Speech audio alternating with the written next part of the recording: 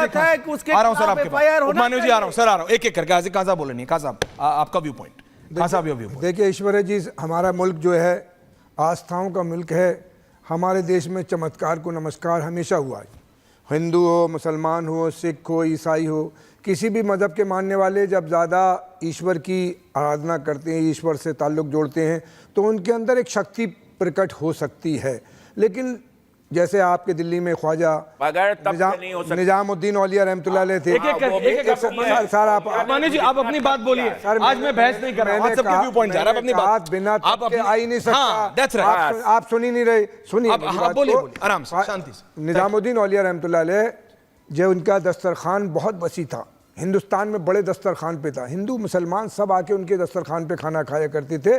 कभी भी उन्होंने गोश्त का सालन नहीं बनवाया, गोश्त की सब्जी नहीं बनवाई, क्योंकि वहाँ हिंदू भी आता था, मुसलमान भी आता था, और उनकी इबादत का ये मौका था कि अगर किसी को फूंक दिया करते थे ठीक हो जाता। ऐसे ही हिंदुओं में भी हुआ करते थे ऐसे ऋषि मुझी कि अगर किसी को कोई बात कह देते तो हो जाती थी। लेकिन आज के ज़माने में जो बाबा लोग कर रहे हैं, जिनकी एक आपने बड़ी लिस्ट पैदा बताई है, ये एक अपना बिजनेस चला रहे हैं, एक 150 गाड़ियों में घूम रहा है, 200 गाड़ियों में, एक महल बनाए हुए ये, और औरतों के साथ ये शोषण कर रहे हैं, औरतों का ये भी कर रहे हैं। हम आपके व्यूवर्स के द्वारा ये कहेंगे कि ईश्वर से आस्था रखो, खुदा से वो रखो, और उससे अपनी चीज़ें मांगो। डॉक्टर जो 5 साल MBBS करता है, 2 साल 3 साल MD करता है, उसके बाद जब आता है और दवा देता है, तो वो भी हिंदू हो मुसलमान हो, वो कहता है हम दवा देते हैं, लेकिन ईश्वर ठीक करता है, खुदा ठीक करता है। That's true। डॉक्टर भी बोलता है कि फाइनल ठीक, हमारी दवा मेरे हाथ में, उसके बाद भगवान के हाथ में। और एक बात आपने ईश्वर हर एक से लिखता है, रिमेंबर आप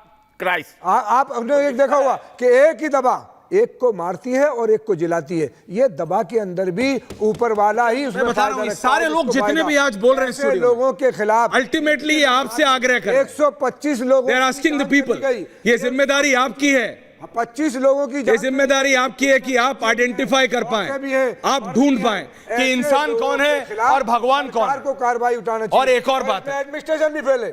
यहाँ 80,000 की परमिशन थी और 2.5 लाख कैसे आए? LIO की जिम्मेदारी थी। अरे LIO को वहां पर कैसे आए? पुलिस वाले कैसे आए? 40 कैसे आए? और 80 आदमी 2.5 लाख को कंट्रोल नहीं कर सकते। 2.5 लाख को 2,500 भी नहीं कर सकता कंट्रोल। लेकिन बात ये, एक सेकंड, आपने बोला, एक सेकंड आ रहा हूं सर। आचार्य जी, मैं आपसे कह रहा हूं, लेकिन उससे पहले ये जो बाबाओं की अपनी फोर्स होती है, ठीक है, जो उनका मैकेनिज्म चल रहा है चलने दीजिए, कोई भी हो, मौलानाओं का अपना चल रहा है, पादरियों का अपना चल रहा है, ठीक है, लेकिन दर्शकों आपको भी सोचना है, क्योंकि यहां जितने भी लोग हैं सब कहीं ना कहीं एक बात बोल रहे हैं। हाँ हम कहते हैं, लेकिन जिम्मेदारी तो जनता की भी है, तो आपको भी अपनी जिम्मेदारी समझनी है। अगर लोगों ने जिम्मेदारी समझी होती तो क्या, अब मुझे बताइए, कौन सी साइंस आज तक, कौन से ऐसे तब से ये आया है कि पीला चश्मा पहन के ये बीमारी ठीक होती है? नहीं आया किसी भी धर्म में कि मैं बैंगनी रंग का चश्मा पहनूंगा तो मैं पेट की बीमारी ठीक करूंगा, आचार्य जी नारंगी रंग का पहनूंगा तो मैं आंखों की ठीक करूंगा। ये कौन सा तप है? ये किसी भी धर्म में ये तप नहीं हो सकता, ये हो नहीं। तप अलग चीज होती है, और तब किया हुआ व्यक्ति कभी फेम के पीछे नहीं भागता है, ना पैसे के पीछे भागता। कोई फेम पैसा सब। जी आचार्य जी। ऐश्वर्या जी, इसका मूल कारण क्या है? प्लीज। रेस्टलेसनेस। समाज के अंदर हर चीज को प्राप्ति करने के लिए इतनी रेस्टलेसनेस हो गई है कि केवल इसी कार्य में नहीं, बाबाओं के साथ ही नहीं, ये हर चीज के अंदर ऐसा। लेकिन फिर सरवर साहब ने जो बोला कि उनके पास कुछ है नहीं, जिसके पास खाने के लिए कुछ नहीं, पीने के लिए प्रॉब्लम है, उसको नौकरी नहीं है, उसके पास वो सोचता है आई शुड गेट समथिंग। आप लोगों को वो भी तो सोचना है ना, आपको कोई सोल्यूशन निकालना पड़ेगा। उसके लिए सोल्यूशन है, अध्यात्म से बड़ा कोई सोल्यूशन हो नहीं सकता। आज अध्यात्म शून्य हो गया है। सनातन संस्कृति को यदि अनादिकाल से आप देखें तो वहां बाल्यकाल से बच्चे की सुंदर व्यवस्था अध्यात्म सिखाया जाता था। अध्यात्म व्यक्ति को गंभीर बनाता है, सत्य की परिकाष्ठा को समझाने का प्रयास करता है। लेकिन आज विडंबना ऐसी हुई है कि हमने धर्म को, शास्त्र को अपने जीवन से बिल्कुल दूर कर दिया। ना तो हम शास्त्र पढ़ना चाहते, ना हम स्वाध्याय करना चाहते। शास्त्र की कथाओं को हम केवल चमत्कार नाम की कोई चीज इस दुनिया में होती ही नहीं है। किसी आदिवासी के मंदिर में जाओ, आदिवासी में जाओ, और वहां जाके जिस अग्नि को जलाने के लिए वो आज भी पत्थर झटकाता हो, वहां आप लाइटर से आग जला दीजिए, वो कहेगा चमत्कार हो गया। यही समस्या है, चमत्कार का केवल यही व्याख्या है। और आज समाज में यही हो रहा है, हर क्षेत्र में हो रहा है। मैं कह रहा हूं मेडिकल साइंस में नहीं हो रहा है। आज कुछ भी बीमारी का इलाज करके एक ऐड कर दिया जाता है, मेरे सिर में दर्द था और मैं इस प्रकार से परेशान था, एक मुझे गोली मिली और मैं ठीक हो गया। ये हो रहा है, नहीं हो रहा? ये हो रहा है, ये खेल। हम लोग अपना आयुर्वेद भूल गए।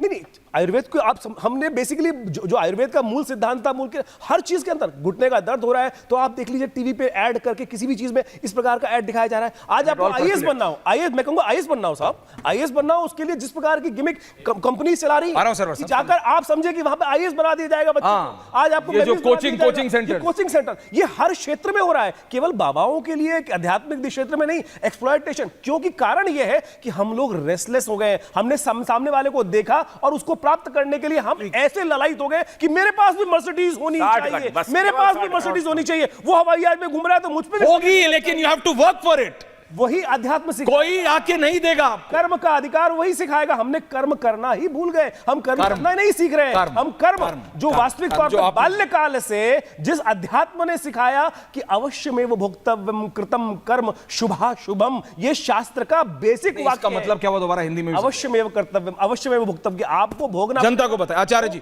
60-40 प्लीज, थैंक यू। अशुभ जो भी कर्म करोगे आपको भोगना पड़ेगा। यहां इस वक्त समय ऐसा हो गया कि कोई भोग रहा। आज आप सोचो, आज जनमानस के पास जाओ, you talk to people for. आज बच्चे को कहते हैं हम कि भैया बच्चे अच्छे काम कर, वो खट से प्रश्न करेगा, सामने वाले ने सारे गलत काम किए, आज वो राजा बना बैठा है, कोई पुलिस नहीं छूटती उसको, कोई कुछ नहीं दुख करती। कौन सिखाएगा ये बात? ये बात मॉरल साइंस नहीं सिखाएगी आपको। विचित्र विडंबना ये है कि हमारे स्कूल्स के अंदर अध्यात्म को हटाकर मॉरल साइंस जोड़ दी गई।